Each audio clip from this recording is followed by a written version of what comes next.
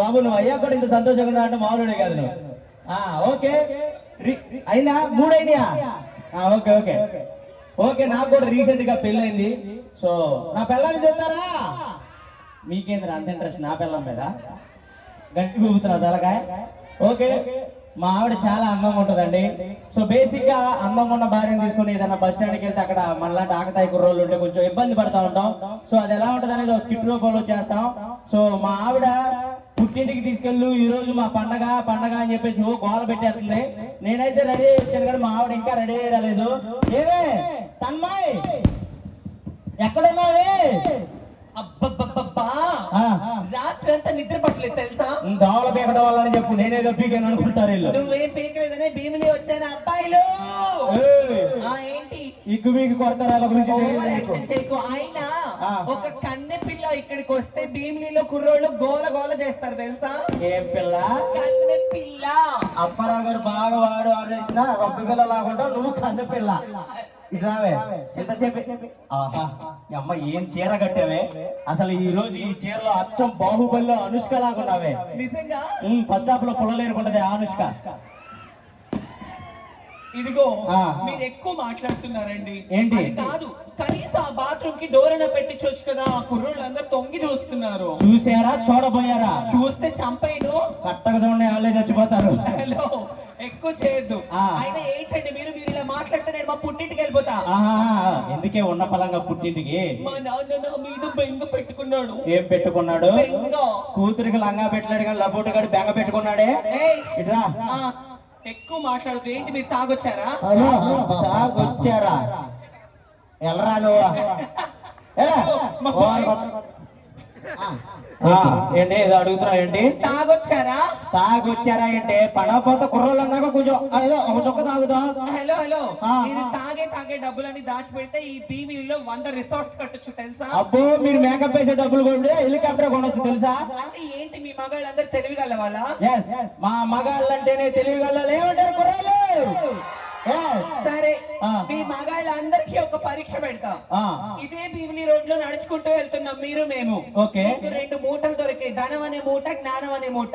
మీ అబ్బాయిలు ఏం తీసుకుంటారు? మా అబ్బాయిలు అయితే ధనం అనే మూట తీసుకుంటాం. మీకు బీర్ బాటిల్స్ కి డబ్బులు కావాలి కాబట్టి తీసుకుంటారు. కానీ మా అమ్మాయిలు మాత్రం జ్ఞానం అనే మూట తీసుకుంటాం తెలుసా? అవును ఎవరికి ఏమి లేదు అదే కదా తీసుకుంటారు.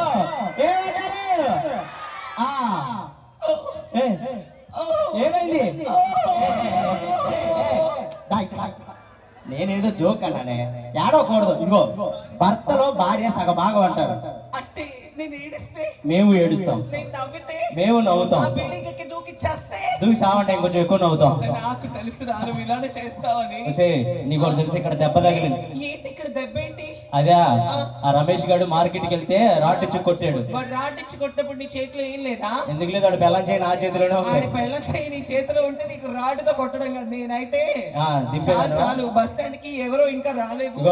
బస్ స్టాండ్ కి వెళ్తున్నాం, కొంచెం ఆకతాయి కుర్రోళ్ళు పోరం పోకులు వస్తారు, కొంచెం వాళ్ళతో జాగ్రత్తగా ఉండు. పోరం పోకు అనగానే మాస్టర్ వచ్చాడేంటి? ఏంటండి? ఎవరు మంచి చక్కగా ఉందా? చొక్క కాదు మీ అక్క. అవునా?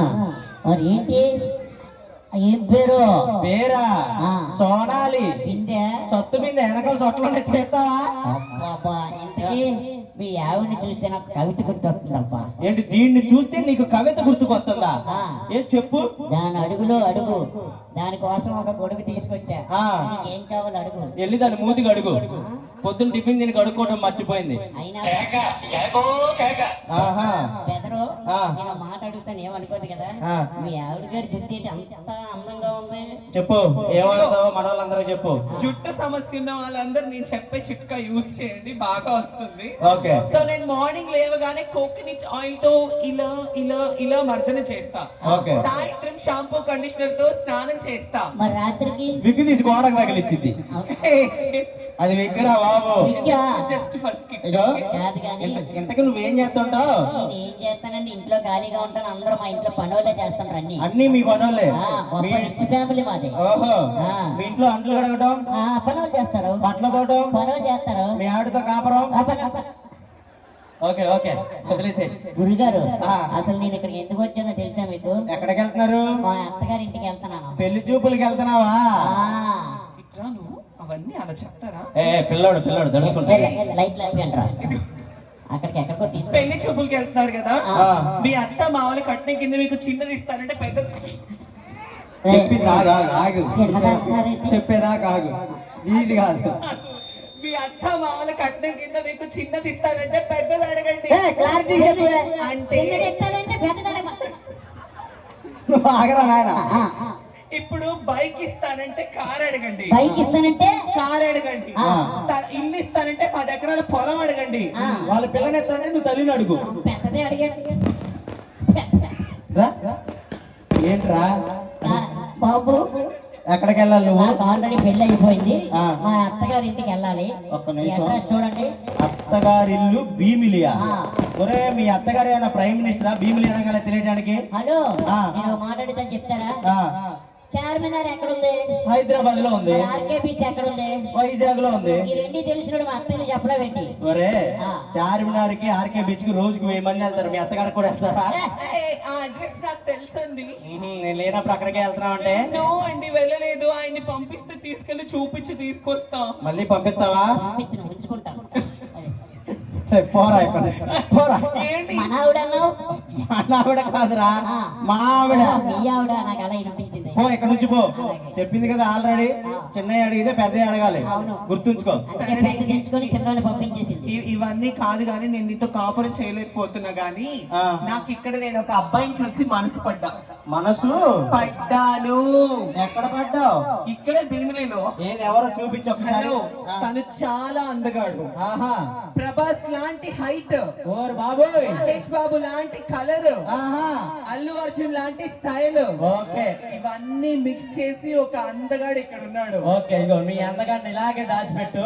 చూపిస్తాను నేను. ఇప్పుడే వద్దు వద్దా? ప్లీజ్. సరే. మా వాళ్ళ కోసం దాచిపెట్టు. ఓకే ఓకేనా? ఓకే. కొద్దిసేపట్లో అందగాన్ని మేము స్టేజ్ ఎక్కించబోతున్నాం. ఓకే, రెడీయా? Okay, thank you. నచ్చితే గట్టిగా చెప్పండి.